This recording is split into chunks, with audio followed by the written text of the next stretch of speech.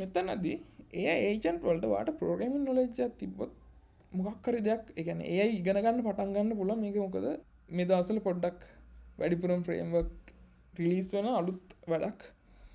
අලුත් වැඩක් කියන්නේ පරණ දෙයක්, පරණ කන්සෙප්ට් ඇත්තටම මේ ගොඩක් දේවල් පරණයි දැන් යූස් වෙනවා. මේක අපි අර්ථ දැක්කොත් එහෙම AI ඒජන්ට් කියන්නේ මොකක් හරි ඒ කියන්නේ එන්වයරන්මන්ට් පරිසරයකින් දෙයක් සිස්ටම් එකට අරගෙන මොකද්ද කරන්න ඕනේ කියලා රියැක්ට් කරලා ඒ කියන්නේ රීසන් කරලා තර්ක කරලා හිතලා හරිද ඒකට ප්‍රතික්‍රියාවක් දක්වනවා. හිතන්න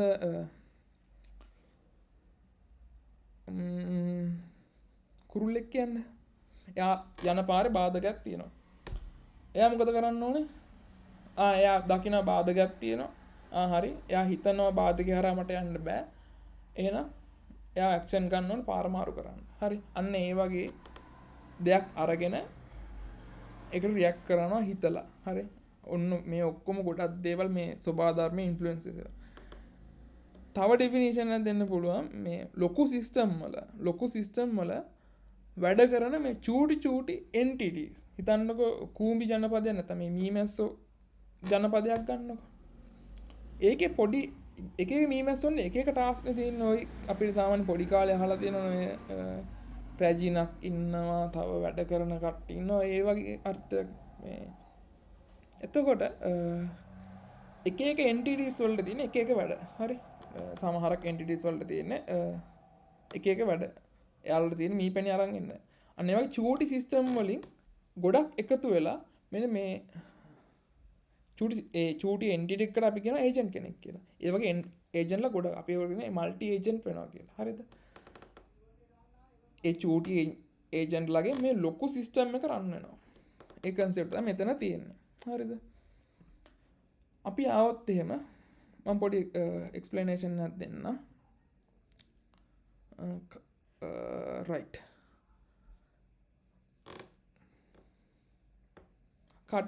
මම මුලින්ම ෆීඩ්බැක් එක අරන් ඉන්න. රියැක්ෂන් එකක් කර දාන්න කතා කරන්න කැමති නැත්තම් මේ නිකන් ප්‍රශ්න තියෙනවද? නෑ වගේ නම් අතක් දාන්න.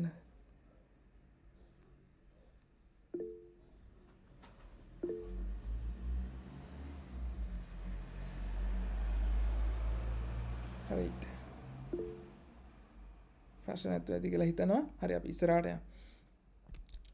මම කිව්වා ඒජන්ට් කෙනෙක් කියන්නේ මොකක් හරි එයාට නියමිත කාර්යයක් තියෙනවා. ඒ කාර්ය කරන්න එයා එන්වයරන්මන්ට් එකෙන් මොන හරි දෙයක් අරගෙන එයා ඒකට රියැක්ට් කරනවා. හරිද? අපි මේ දැන් ඇත්ත ලෝකෙනේ කතා කරන්නේ රියල් වර්ල්ඩ් එකේ. අපි දැන් මේ කම්පියුටර් වලට එන්න කාලේ මම තව එක්සැම්පල් එකක් අරන් කියන්න. මම මේක මේ හගින් ෆේස් කියන සයිට් එකෙන් ගත්තේ. සමහර කට්ටිය දන්නවා හගින් ෆේස් කියන්නේ මොකක්ද කියලා. මේකෙදි හිතන්නකෝ ඔයා ඉන්නවා. හරිද? මේ ඉන්නේ ඒජන්ට්. මෙයා තමයි ඔයාගේ සේවකයා. මේ ඉන්නේ ඔයා. හරිද? ඔයා කියනවා රික්වෙස්ට් එකක් දානවා මේ ඒජන්ට් මට කෝෆි එකක් ගේන්න කියලා. එයාට කරන්න පුළුවන් වැඩ ගොඩක් තියෙනවා. මේ තියෙන්නේ එයාගේ ටූල්ස් ටික. හරිද? කොෆි මැෂින් එක තියෙනවා, බ්ලෙන්ඩර් එකක් තියෙනවා, ටීවී එක මේ ලැප්ටොප් එකක් තියෙනවා. මෙයා හිතනවා යූසර් ඉල්ලුවා මගෙන් රික්වෙස්ට් එකක්. අන්න එයා එන්වයරන්මන්ට් එකෙන් ඩේටා එකක් ගත්තා. මං කියන්නේ 3යි තියෙන්නේ කියලා පියවර 3යි. එන්වයරන්මන්ට් එකෙන් ඩේටා එකක් ගත්තා. එයා දැන් හිතනවා මොකද්ද මගේ ටූල් වලින් ගන්නෙ කියලා. කොෆි එකක්නේ ප්‍රොසෙස් කරලා අන්න කොෆි මැෂින් එක ගන්නවා. ඊට පස්සේ කොෆි මැෂින් එකට යනවා. අන්න ඊට පස්සේ පටන් ගන්නවා තුන්වෙනි පියවර ඇක්ෂන්. කොෆි මැෂින් එක ගාවට යනවා. අදාළ වැඩේ කරනවා. ඊට පස්සේ එළියට දෙනවා. කොෆි එක ගෙනත් දෙනවා. හරි. මේ ගත්තොත් පොඩ්ඩක් මම ඇකඩමිකලි ගත්තොත් ඒ කියන්නේ පොඩ්ඩක් ඇබ්ස්ට්‍රැක්ට් වර්ෂන් එකක් එන්වයරන්මන්ට් එකෙන් ඩේටා ගන්නවා සෙන්සර් එකක් යූස් කරලා මොකක් හරි සෙන්සර් එකක් යූස් කරලා අපිට මේ හියුමන් කෙනෙක් කෙනත් මේ ඒජන්ට් කෙනෙක් විදිහට දකින්න පුළුවන්. ලොකු මං කිව්වේ ලොකු සිස්ටම් එකක ඉන්න චූටි සිස්ටම්. ඔයා සෙන්සර් එකෙන් ගන්න ඩේටා එක ප්‍රොසෙස් කරලා ඇක්චුවේටර් එක through රියැක්ට් කරනවා ආපහු එන්වයරන්මන්ට් එකට. පරිසරය වෙනස් වෙද්දී ඔයාලට ඒට අනුගත වෙන්න හැකියාව තියෙන්නත් ඕනේ. සිටුවේටඩ්නස් ඔය වගේ කන්සෙප්ට් ටිකක් තියෙනවා ඇතුලේ. මම එච්චර ඩෙප්ත් යන්නේ නැහැ. මම මෙතන දැන් එනවා අපි මේ දැන් මේ දවස්වල ඉන්ඩස්ට්‍රි ෆ්‍රේම්වර්ක් වල කියන්නේ ඉන්ඩස්ට්‍රි යූස් වෙන සහ මේ බරපතලට ගන්න එපා. මේ සරල කම්පියුටර් ප්‍රෝග්‍රෑම් එකක් මේක.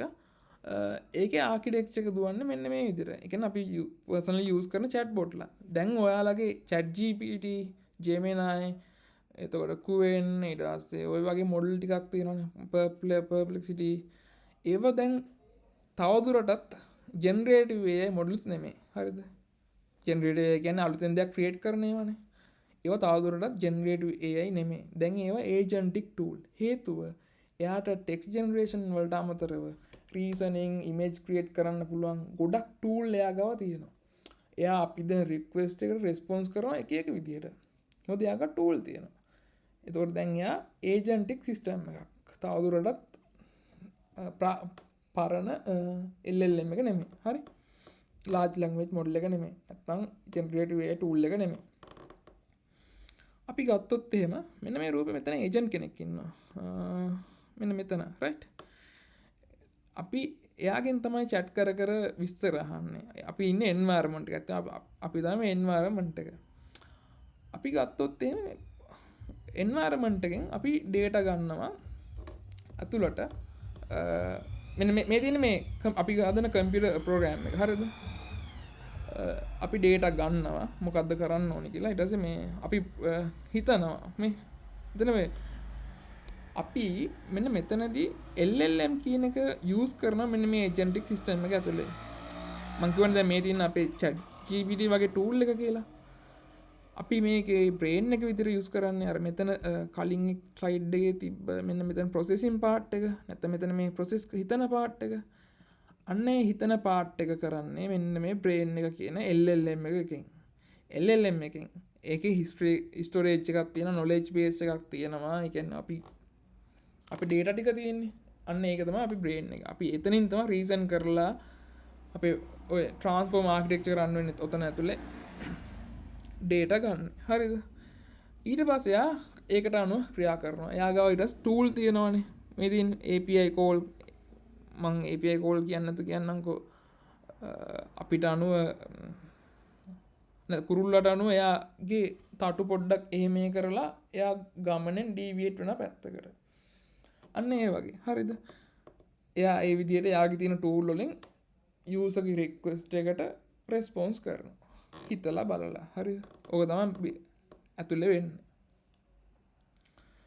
එතන මේ හයිලයිට් කරන්න ඕන කාරණාව තමයි දැනට තියෙන LLM එකක් තමයි අපි යූස් කරන්න වෙන්නේ මේක ඇතුලේ මෙන්න මේ අපේ ඒජන්ට් ඇතුලේ හරිද බ්‍රේන් එක විදියට ඩිසිෂන් ගන්න හේතුව දැනට තියෙන LLM ගොඩක් නොලෙජබල් සහ ඉන්ටෙලිජන්ට් මම ඉස්සරහට ස්ටාට් පෙන්නන්න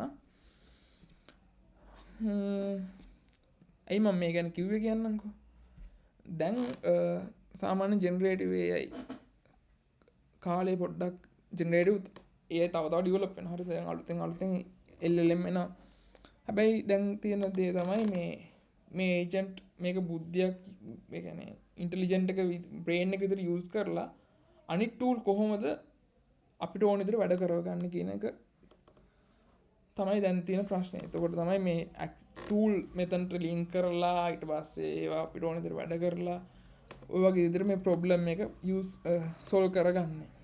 අපි ඒකට යූස් කරනවා මෙන්න මේ වගේ ටූල්ස් හරිද මේ තියෙන ඕපන් සෝස් ටූල් ටිකක් මේවා ඇවිල්ලා ප්‍රෝග්‍රෑමින් පොඩ්ඩක් තියෙනවනේ Python වලින් මේ LangChain කියන එක ගොඩක් ප්‍රසිද්ධයි සමහර කට්ටිය අහලත් ඇති ඊට පස්සේ මේ llama index autogen crew AI ඔය වගේ ෆ්‍රේම්වර්ක් තමයි ඔය ප්‍රෝග්‍රෑමින් වලින් යූස් කරන්නේ ඊට අමතරව no code tools තියෙනවා open source ඒවා no code tools ටිකුත් තියෙනවා මේ N8 එහෙම no code tool කියන්නේ ඔයාලට මේ පොඩි කම්පොනන්ට් තියෙන ඒවා ඇදලා ලින්ක් කරලා ඔයාලට මේ AI chatbot කෙනෙක් හදාගන්න පුළුවන් හිතන්න ඔයාගේ බිස්නස් එකක් තියෙනවා බබල් ටී විකුණන හරිද බබල් ටී බිස්නස් එකේ WhatsApp නැත්තම් හරියන්නේ නැහනේ අපි ගමු මේ ඇඳුම් බිස්නස් එකක් තියෙනවා හරිද ඔයාගේ සේල්ස් ඔක්කොම හැන්ඩල් කරන්නේ WhatsApp එකට කනෙක්ට් කරලා මෙන්න මේ ඒජන්ට් එයා තමයි සේල්ස් ඔක්කොම හැන්ඩල් කරන්නේ යූසර්ගෙන් රික්වෙස්ට් එකක් දැම්මට පස්සේ එයා පිටිපස්සේ බෑක් එක රන් වෙලා මොකද්ද මේ රෙස්පොන්ස් එක එයා අහන්නේ ඩේටාබේස් එකේ ඒ කියන්නේ මොනවා හරි තියෙනවා නම් කියලා අපි ඩේටාබේස් එකට ගිහලා ඩේටා එල්ල පෙන්නනවා හරිද අන්න ඒ වගේ දෙයක් තමයි මෙතන වෙන්නේ අන්නේ වර්ක් ෆ්ලෝ එක හදන්න අපි මෙන්න මේ N8 බෝට් ප්‍රෙස් කියන ටූල් ටික අපි යූස් කරනවා. ඊට අමතරව තියෙනවා මේ ඒජන්ට් ප්ලැට්ෆෝම් ටිකක් තියෙනවා මෙන්න මේ Microsoft එකේ සහ ඔය මෙතන නම් ටිකක් දාලා තියෙනවා ඔයාලට පේනවා ඇති. මම අතර මේ ඒජන්ට් ප්ලැට්ෆෝම් සහ no code tools මෙතන N8 එක යූස් කරලා තියෙනවා. voice agent ලා මේ 11 lab එක යූස් කරලා තියෙනවා සහ මේ පැත්තේ ටික යූස් කරලා තියෙනවා. මම කියන්නේ මේ තමයි ටූල්ස් ඔයාලට යූස් කරන්න පුළුවන් මේ ඒජන්ට් එක ගුණා. ඇත්තට මේක ඉතින් පොඩි දෙයක්. හරිද? මේකත් හොඳ තැනක් AI කියන එක ස්ටාර්ට් කරන්න. මොකද ලේසියෙන් ඔයාලට AI ඉගෙන ගන්න පටන් ගන්න පුළුවන්. මේ තියෙන ඔයාලට රිසෝස් ටිකක් ඒ ටික ඩවුන්ලෝඩ් වුණා. එතකොට ඔයාලට මේ ඒ කියන්නේ ටිකක් රෙකමන්ඩ් කරන්න පුළුවන් මේ රිසෝස් ටිකක් මේ තියෙන්නේ Kaggle platform එකේ තියෙන මේ 5 region AI intensive course එක මේ තියෙන Hugging Face learn platform එකේ courses ගොඩක් තියෙනවා. මම ඒක common rule මේක දැම්මේ ඒක ඇතුලේ තියෙනවා agent course එකක්. ඒ වගේම මේ AI agent langgraph use කරන මේ deeplearning.ai කියන එකෙත් course එකක් තියෙනවා. ඔයාලට follow කරන්න පුළුවන්. ඇත්තටම කිව්වොත් programming knowledge එක විතරයි මේක පටන් ගන්න ඕන.